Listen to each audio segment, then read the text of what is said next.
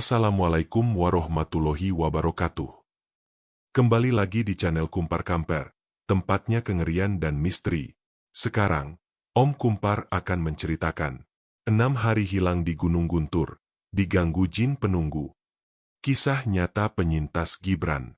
Tapi sebelum kita diselimuti ketegangan, seperti biasa, jangan lupa untuk tekan tombol like jika Anda suka konten ini, subscribe ke channel ini, dan aktifkan lonceng notifikasi agar tidak ketinggalan cerita seram terbaru. Tulis di kolom komentar, kisah horor atau kejadian mistis paling menyeramkan yang pernah kamu alami sendiri. Siapa tahu, cerita kamu itu bisa menginspirasi Om Kumpar untuk mengangkatnya menjadi video horor Kumpar Kamper selanjutnya. Om Kumpar tunggu cerita-cerita kalian. Ya, baik. Sudah siap? Ambil napas dalam-dalam, siapkan nyali, matikan lampu, dan mari kita dengarkan cerita Om Kumpar. Gunung Guntur menjulang di Garut, bukan yang tertinggi, tapi cukup dikenal karena medannya yang menyimpan misteri dan keindahan yang kasar. Disinilah kisah Gibran, seorang remaja berusia 14 tahun, bermula. Seharusnya, ini hanya petualangan akhir pekan biasa, pelarian singkat dari rutinitas sekolah. Gibran bukan pendaki sejati. Semangatnya besar, itu pasti, tapi pengalamannya nihil. Ia hanya ikut-ikutan. 3 hari sebelum keberangkatan, ia menghabiskan waktu lebih banyak di toko daring mencari jaket keren daripada memeriksa kondisi fisik dan isi tas punggungnya. Perjalanannya kali ini bersama 4 temannya yang juga sama-sama hijau, penuh tawa dan celotehan kosong tentang seberapa mudahnya mencapai puncak. Mereka berlima, seperti anak panah yang meluncur tanpa perhitungan busur. Narator harus menekankan, ini adalah kesalahan pertama yang fatal, meremehkan alam. Pagi itu, di pos pendakian, suasana terasa cerah dan ramai. Sejumlah rombongan lain tampak serius memeriksa perlengkapan, menundukkan kepala sejenak untuk berdoa. Gibran dan teman-temannya, mereka sibuk berfoto, memastikan unggahan media sosial pertama mereka sudah siap. Ketika seorang relawan senior mengingatkan mereka tentang jalur air dan pentingnya membawa peta fisik, Gibran hanya mengangguk sopan sambil tersenyum remeh. Di benaknya, ada aplikasi peta di ponsel, dan itu sudah lebih dari cukup. Mereka mulai mendaki menjelang tengah hari. Awalnya terasa mudah. Semangat 14 tahun mendorong langkahnya lincah. Mereka melewati pos 1 dengan cepat. Tawa dan gurauan masih mendominasi. Namun, memasuki jalur menuju pos 2, kemiringan mulai terasa menyiksa. Perlahan, kelompok itu mulai terpecah.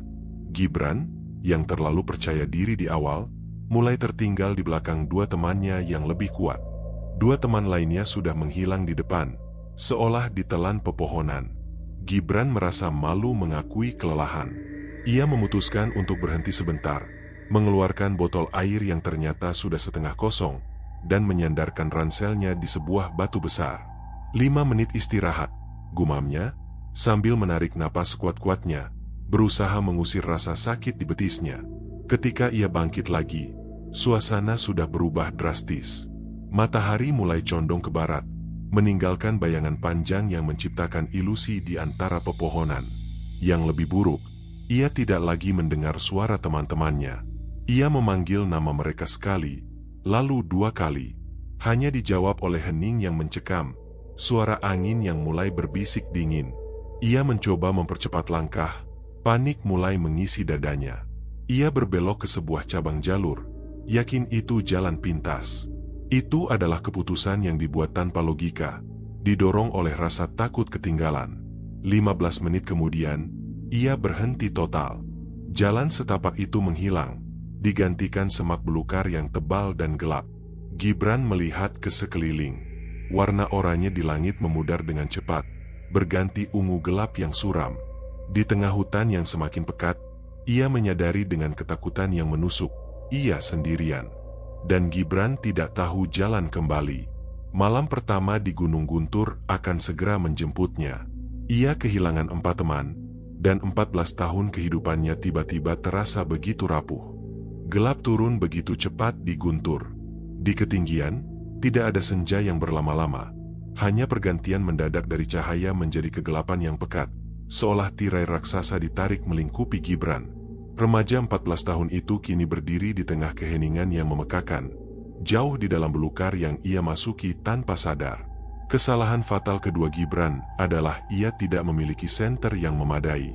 Lampu kilat di ponselnya mati dalam hitungan menit, karena baterai sudah banyak terkuras untuk swafoto di awal pendakian.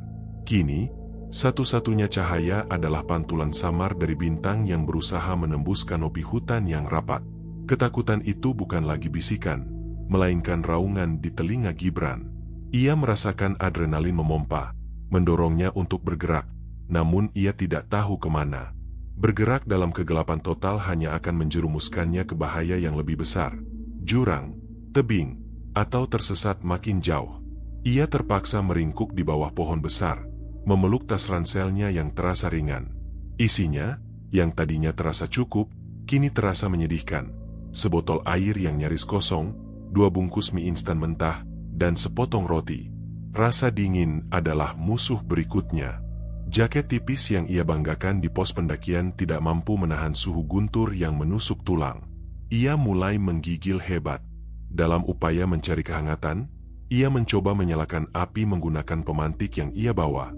Tapi ranting-ranting di sekitarnya terlalu lembab. Usahanya sia-sia, hanya meninggalkan bau belerang samar yang cepat hilang oleh kelembapan.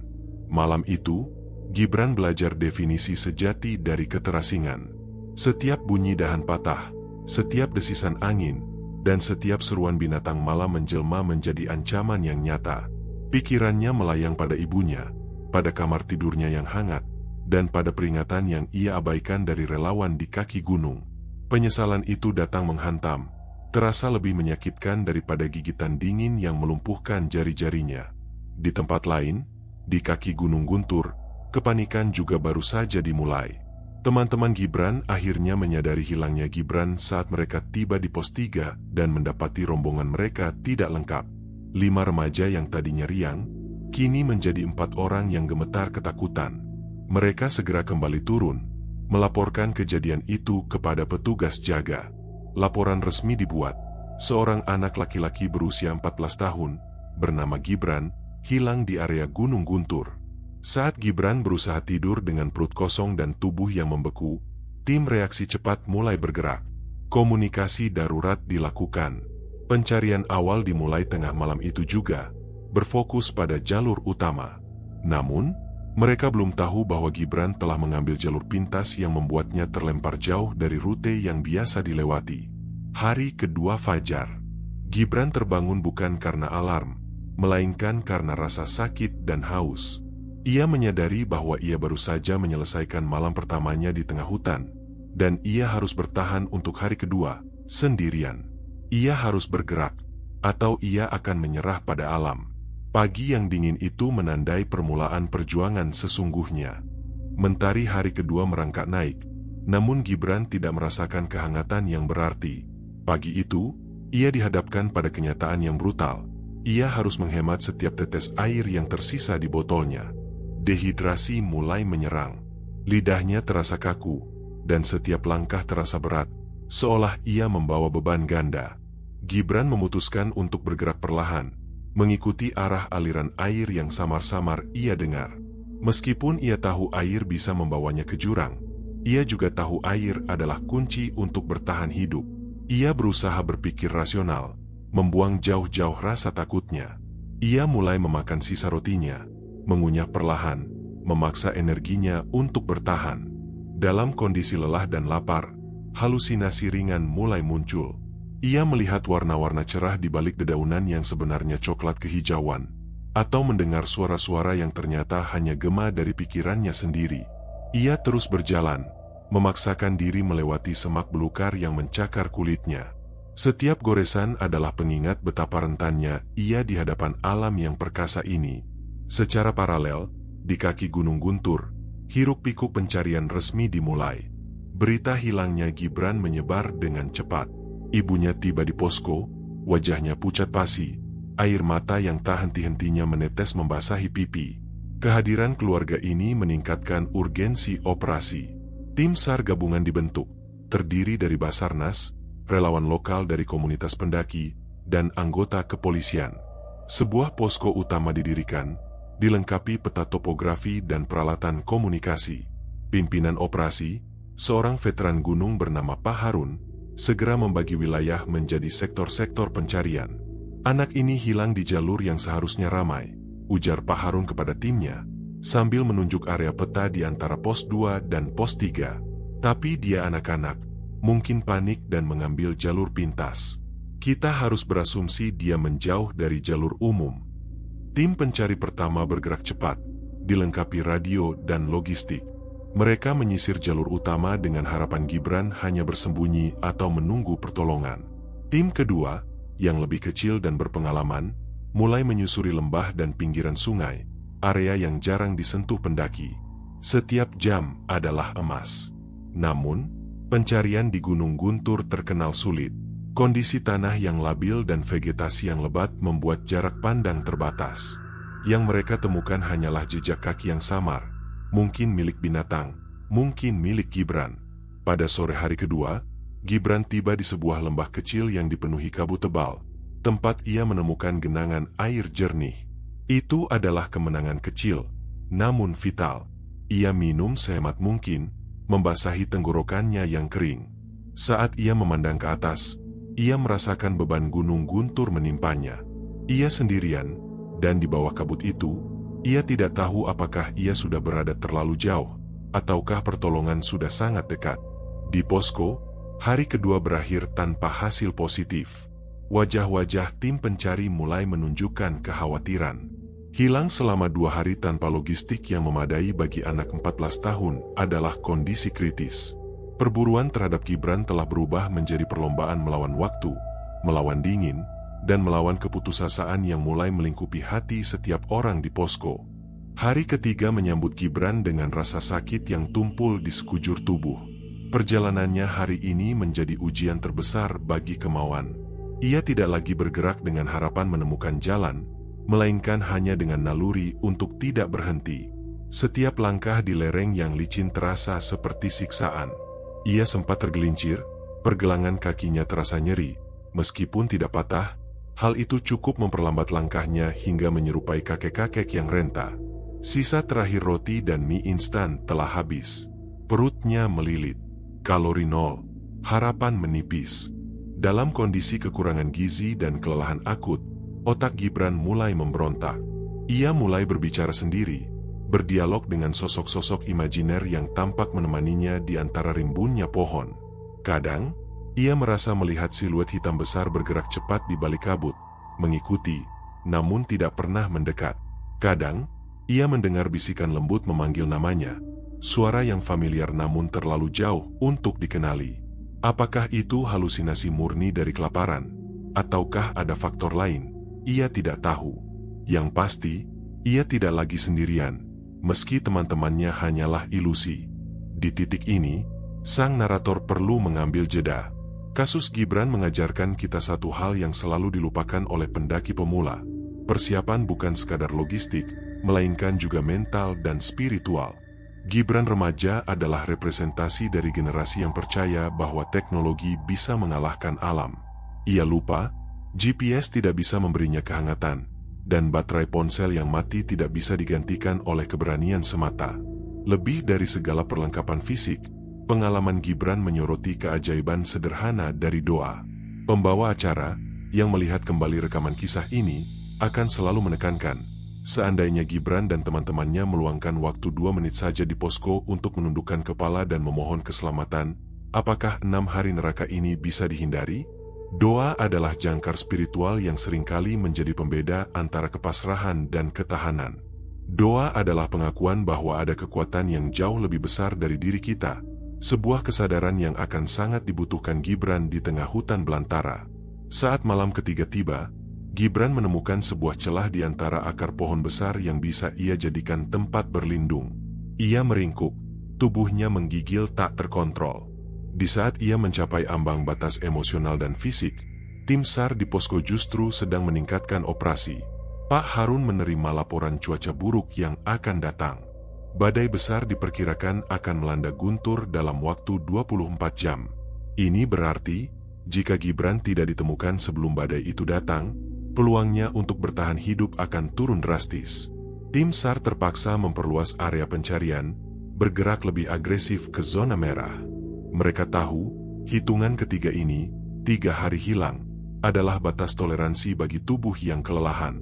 Di tengah gemuruh pencarian yang semakin intens di luar sana, Gibran menutup mata, mencoba mengingat wajah ibunya. Ia telah kehilangan harapan, menyambut kegelapan yang ia yakini akan menelannya. Babak tergelap dari kisah Gibran dimulai pada penghujung hari keempat. Jika hari-hari sebelumnya hanya menampilkan ancaman, hari ini adalah eksekusi. Tepat seperti yang diperkirakan oleh tim SAR, badai petir besar melanda Gunung Guntur. Gibran terbangun oleh suara gemuruh yang membelah langit, diikuti hujan deras yang turun seperti tumpahan air dari langit. Tempat berlindungnya di bawah akar pohon besar ternyata tidak sepenuhnya melindungi. Air merembes masuk, membasahi jaket dan celananya yang sudah lembab. Rasa dingin kini berubah menjadi hipotermia yang mengancam. Dalam situasi normal, seseorang akan panik. Namun, Gibran sudah melewati fase panik. Ia mencapai apa yang oleh psikolog disebut sebagai titik nol emosional. Ia tidak lagi menangis, tidak lagi berteriak. Ia hanya duduk, pasrah, mengawasi air yang mengalir deras di sekitarnya. Dalam kepasrahan itu, ia mulai merenungkan kesalahannya satu persatu. Kenapa ia meremehkan nasihat? Kenapa ia mendaki hanya demi konten? Kesalahan itu berputar-putar dalam benaknya, menjadi bisikan pedih yang jauh lebih nyata daripada ilusi kelaparan sebelumnya. Ia sadar, ia menempatkan dirinya sendiri di ambang kematian. "Aku minta maaf, Ma," bisiknya pelan, suaranya hilang ditelan gemuruh air. Ia membayangkan wajah ibunya, yang kini pasti sedang menangis di posko. Keinginan untuk hidup kini bukan lagi demi dirinya sendiri, melainkan demi mengakhiri penderitaan ibunya. Ia harus melakukan upaya terakhir. Gibran, dengan tenaga yang entah datang dari mana, memaksa dirinya berdiri. Kaki yang terkilir kini terasa kebas. Ia berjalan melawan badai, mengandalkan insting buta. Setelah berjalan tak lebih dari 50 meter, ia menemukan sebuah cekungan batu besar yang agak terlindungi dari curah hujan langsung. Di cekungan itu, ia mendapati tetesan air yang menampung di lumut tebas. Meskipun sumber air ini tidak cukup untuk menghilangkan rasa haus parah, penemuan ini adalah sebuah keajaiban kecil. Lumut dan air kotor itu menjadi pembeda antara menyerah total dan bertahan sedikit lebih lama. Secara fisik, ini adalah titik terendah Gibran. Tetapi secara mental, kepasrahan totalnya dan upaya terakhirnya untuk mencapai cekungan batu itu menunjukkan bahwa api kecil harapan masih menyala. Sementara Gibran berjuang untuk sekadar mempertahankan suhu tubuhnya di cekungan batu, tim SAR juga sedang berhadapan dengan situasi yang sama mengerikan. Badai memaksa sebagian besar tim ditarik kembali ke posko. Pencarian harus dihentikan sementara demi keselamatan relawan. Di posko, Ibunda Gibran menjerit frustrasi ketika mendengar pencarian dihentikan. Namun, Pak Harun tetap tenang. Ia tahu badai besar bisa mengubah topografi gunung, dan ia memerintahkan tim inti untuk bersiap. Mereka akan bergerak begitu badai sedikit mereda, menyusuri rute yang belum pernah dilewati, karena ia yakin badai ini mungkin telah memaksa Gibran pindah dari lokasi persembunyiannya. Hari keempat berlalu, membawa Gibran ke batas terluar kemanusiaan. Ia sendirian di bawah mantra guntur yang dingin, menunggu nasib yang ditentukan oleh alam.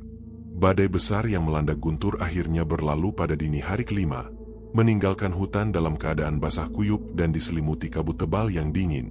Gibran, yang kini sudah berada di hari kelima tanpa makanan berarti dan dengan hipotermia ringan, hampir tidak bisa menggerakkan tubuhnya. Ia hanya bisa berbaring lemah di cekungan batu, pandangannya kosong. Di saat ia benar-benar merasa berada di ambang batas, sebuah suara samar tiba-tiba menembus tirai kabut dan keheningan.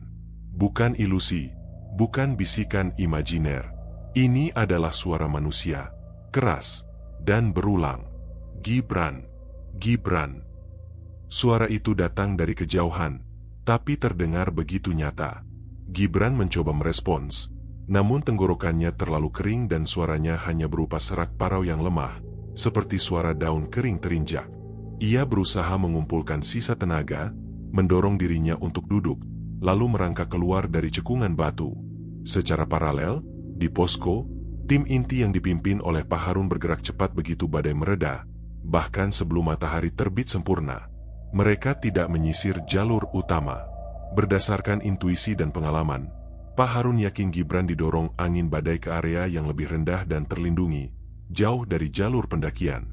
Tim ini menyusuri lembah sungai kering yang curam. Perjuangan mereka membuahkan hasil krusial.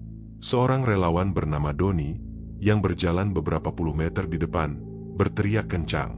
Ia menemukan sesuatu yang membangkitkan harapan sekaligus kecemasan. Sepotong kecil kain jaket berwarna cerah yang tersangkut di dahan patah. Kain itu cocok dengan deskripsi pakaian Gibran. Ini adalah petunjuk vital. Gibran pasti berada tidak jauh dari lokasi ini. Tim segera mengubah formasi, mulai memanggil nama Gibran secara serentak, menyebar ke segala arah. Mereka menggunakan whistle dan sirene kecil, suara yang mereka harap bisa menjangkau telinga Gibran. Suara-suara tim SAR semakin dekat, semakin jelas terdengar oleh Gibran. Ia mengerahkan seluruh sisa-sisa kekuatan yang dimiliki oleh remaja 14 tahun, berjuang untuk berteriak sekali lagi. Kali ini, teriakan itu sedikit lebih keras, didorong oleh naluri bertahan hidup yang paling purba. Teriakan parau itu terdengar oleh seorang anggota SAR. "Aku mendengarnya. Di sana," seru anggota tim itu, menunjuk ke arah celah batu. Detik-detik berikutnya terasa lambat. Tim berlari, membelah semak belukar. Dan di sanalah mereka menemukannya. Gibran, kotor, pucat, dan sangat lemah, meringkuk di depan cekungan batu. Ia terlihat jauh lebih kecil dari usia 14 tahunnya. Mata besarnya terbuka namun tak fokus. Pemandangan itu menusuk hati tim penyelamat. Doni, relawan yang menemukan jejak jaket, segera menghampiri Gibran. "Gibran, kami datang. Kamu aman?"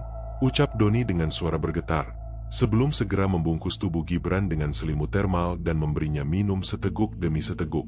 6 hari telah berlalu sejak Gibran terpisah dari rombongannya. Perjuangan panjang dan sunyi sang remaja dihentikan oleh suara-suara penyelamat. Penemuan dramatis ini adalah titik balik, akhir dari penderitaan fisik Gibran, dan awal dari kisah pemulihan dan pelajaran berharga yang akan segera ia bagikan. Evakuasi Gibran dari Gunung Guntur adalah operasi yang sangat hati-hati. Meskipun Gibran ditemukan hidup, kondisi fisiknya sangat memprihatinkan. Dehidrasi parah, hipotermia ringan, dan kelelahan ekstrim.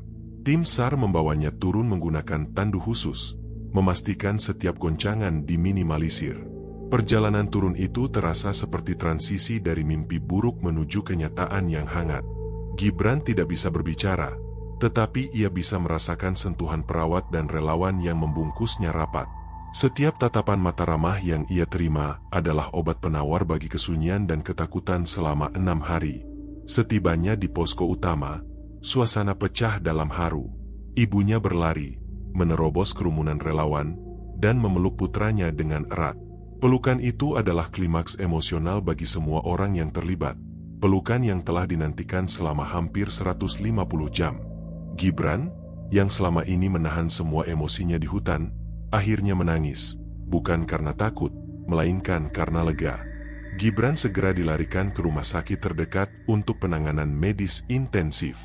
Setelah beberapa jam perawatan, yang meliputi infus cairan, makanan cair, dan pemulihan suhu tubuh, kondisinya dinyatakan stabil, meskipun ia masih sangat lemah.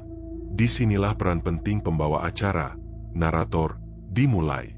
Beberapa hari setelah Gibran sadar penuh dan bisa berbicara, sebuah wawancara eksklusif dilakukan. Ini adalah momen krusial untuk menyampaikan pesan inti dari cerita ini. Gibran duduk di ranjang rumah sakit, masih terlihat ringkih, namun matanya memancarkan kedewasaan yang baru diperoleh. Pembawa acara memberinya kesempatan untuk menceritakan segalanya, dengan kata-katanya sendiri. "Bagaimana perasaanmu, Gibran, saat kamu sadar kamu sendirian?" tanya pembawa acara dengan suara lembut. Gibran menarik napas panjang. Awalnya, marah. Marah ke teman-teman, marah ke diri sendiri karena ceroboh. Tapi setelah hari ketiga, rasa marah itu hilang, digantikan rasa dingin dan sunyi yang menusuk. Yang paling menakutkan bukan binatang, Om, tapi pikiran saya sendiri. Saya mulai berpikir, apa saya akan mati di sini? Saya memikirkan ibu, itu yang membuat saya terus berjalan, meskipun kaki sudah tidak kuat. Ia menceritakan detail-detail kecil yang mengerikan, bagaimana ia harus minum air kotor, bagaimana ia berbicara pada pohon, dan bagaimana badai di hari keempat membuatnya pasrah total. Ia tidak menyembunyikan rasa malu atau ketakutannya. Kejujuran Gibran tentang keputusasaannya adalah kunci yang membuat kisah ini terasa begitu menyentuh dan nyata. Ketika ditanya apa yang paling ia syukuri, Gibran menjawab, "Doa. Saya bukan anak yang rajin salat, tapi di hutan, saya otomatis berdoa terus. Saya mohon ampun karena meremehkan semua. Saya rasa, doa itu yang menuntun suara tim penyelamat datang." Wawancara itu menjadi bukti nyata dari ketahanan seorang anak dan pengakuan akan pelajaran berharga yang diperolehnya dengan harga mahal. Kisah Gibran kini siap untuk disampaikan ke khalayak luas, bukan hanya sebagai berita tentang hilangnya seseorang, melainkan sebagai sebuah kesaksian yang kuat. Kisah Gibran bukan hanya tentang perjuangan individu, melainkan juga tentang kekuatan solidaritas. Begitu wawancara Gibran ditayangkan, perhatian publik beralih dari kengerian 6 hari di hutan menjadi apresiasi mendalam terhadap mereka yang berjuang keras di balik layar. Babak ke-8 ini adalah waktu bagi sang pembawa acara untuk menyoroti para pahlawan yang jarang terekspos. Di studio, dengan latar belakang cuplikan dramatis tim SAR yang berjuang menembus hujan dan kabut, pembawa acara mengungkapkan rasa terima kasih yang tulus. Kita semua menyaksikan ketahanan Gibran, seorang remaja 14 tahun yang berhasil melawan alam. Tapi kita tidak boleh lupa, keberhasilannya kembali ke rumah adalah buah dari kerja keras, dedikasi, dan pengorbanan ratusan orang. Narator memulai. Ucapan terima kasih diarahkan kepada setiap elemen yang terlibat, Basarnas dan kepolisian, atas profesionalisme dan koordinasi yang cepat. Relawan lokal, termasuk Pak Harun dan Doni atas pengetahuan mereka yang mendalam tentang medan Gunung Guntur, yang menjadi kunci dalam menyisir area di luar jalur. Masyarakat dan komunitas pendaki, atas logistik, doa, dan dukungan moral yang tidak pernah putus di posko. Mereka bekerja tanpa pamrih, menyumbangkan waktu, tenaga, bahkan makanan, untuk seorang anak yang tidak mereka kenal. Pembawa acara menekankan bahwa kisah Gibran adalah sebuah pelajaran yang dibayar mahal. Pelajaran terpenting yang bisa dipetik dari semua keputusasaan yang dialami Gibran adalah pentingnya persiapan dan kewaspadaan. "Lihatlah Gibran," ujar narator. "Ia hanya remaja biasa, tapi ia berhasil bertahan karena di titik terendah, naluri membuatnya mencari air dan tempat berlindung. Namun, kita tidak boleh mengandalkan naluri. Kita harus siapkan diri kita sebelum kita melangkah. Ransel yang lengkap, peta fisik, air yang cukup, dan yang paling utama, jangan pernah memisahkan diri dari rombongan. Gunung adalah tempat yang indah, tapi ia tidak mengenal kompromi." Ia juga kembali menyoroti kekuatan non-fisik, doa. Kisah Gibran menunjukkan bahwa ketika segala upaya manusia telah habis, dan tubuh sudah tidak mampu lagi, iman dan harapan adalah energi terakhir yang tersisa. Gibran sendiri mengakui bahwa ia hanya terus bergerak karena ia memohon pertolongan. Babak ini berfungsi sebagai penenangan emosional setelah klimaks, memberikan panggung bagi refleksi moral dan penghargaan. Keluarga Gibran secara terbuka menyampaikan rasa syukur yang tak terhingga kepada seluruh tim penyelamat. Mereka berjanji, pengalaman pahit ini akan menjadi pengingat abadi tentang pentingnya menghargai hidup dan menghormati alam. Gibran, yang kini memulai proses pemulihan jangka panjang, tahu bahwa ia kembali dengan membawa beban dan pesan yang besar. Ia bukan lagi hanya seorang remaja ceroboh, ia adalah penyintas, dan kisahnya kini menjadi mercusuar peringatan bagi setiap orang yang berniat menaklukkan puncak tanpa persiapan matang. Minggu-minggu berlalu setelah Gibran keluar dari rumah sakit. Secara fisik, ia pulih dengan cepat, namun secara mental dan emosional, 6 hari di Gunung Guntur meninggalkan jejak yang mendalam. Tidurnya masih sering terganggu oleh suara angin dan kepekatan malam tanpa cahaya. Namun, trauma itu tidak melumpuhkannya. Sebaliknya, ia mengubahnya. Gibran yang sekarang berbeda dengan Gibran yang ceroboh 14 tahun lalu. Ia menjadi lebih serius, lebih menghargai setiap detik yang ia miliki. Persahabatannya dengan teman-teman yang meninggalkannya sempat renggang, tapi perlahan, mereka belajar dari kesalahan bersama dan membangun kembali kepercayaan. Kisah Gibran segera menjadi studi kasus, sebuah urban legend modern di kalangan komunitas pendaki. Bukan untuk ditertawakan, melainkan untuk dijadikan peringatan nyata. Gibran, yang tadinya hanya seorang remaja biasa, kini menemukan tujuan baru. Ia bergabung dengan kelompok relawan lokal, bukan sebagai pendaki, melainkan sebagai seorang advokat. Ia mulai sering diundang untuk memberikan kesaksian di acara-acara komunitas dan di posko pendakian. Dengan kata-katanya yang jujur, ia menceritakan tentang kelaparan, ketakutan, dan momen ketika ia benar-benar merasa harapan telah mati. Pengalamannya menjadi teguran yang lebih efektif daripada 100 spanduk peringatan. Jangan anggap remeh gunung, ia selalu mengakhiri ceritanya. Doa itu penting, itu yang menahan saya tetap waras. Tapi persiapan itu ibarat doa yang terwujud dalam tindakan. Jangan biarkan nasibmu ditentukan oleh keberuntungan. Siapkan dirimu. Narator kembali menutup kisah ini dengan refleksi akhir. Pengalaman pahit Gibran memberikan hadiah tak ternilai bagi semua orang. Pemahaman bahwa petualangan harus selalu dibarengi dengan rasa hormat. Setiap pendaki, baik pemula maupun veteran, harus membawa dalam tas punggungnya bukan hanya logistik yang memadai, tetapi juga kesadaran diri, kerendahan hati, dan doa yang tulus. Gunung Guntur tetap berdiri tegak, sunyi, dan perkasa. Gibran, setelah bertahun-tahun kemudian, kembali ke kaki gunung itu. Kali ini, bukan untuk mendaki, melainkan untuk memberikan pengarahan kepada rombongan pendaki muda. Ia berdiri di sana, di bawah bayangan puncak yang hampir merenggut nyawanya, mengenang perjalanan terberat dalam hidupnya. Ia melihat ke atas, ke arah kabut yang mulai menyelimuti lereng. Gibran tidak lagi melihat Guntur sebagai tantangan yang harus ditaklukkan, melainkan sebagai guru yang kejam namun bijaksana. Ia adalah bukti hidup bahwa alam akan selalu memberikan pelajaran kepada mereka yang meremehkannya. Namun di tengah kegelapan terdalam, selalu ada bisikan penyelamat yang datang dari harapan, ketekunan, dan campur tangan tak terduga. Kisah tentang 6 hari di Guntur akhirnya berakhir. Namun, jejak yang ditinggalkan Gibran di hati setiap orang yang mendengarnya akan bertahan lama, mengingatkan kita semua akan pentingnya doa, persiapan, dan betapa berharganya setiap napas kehidupan.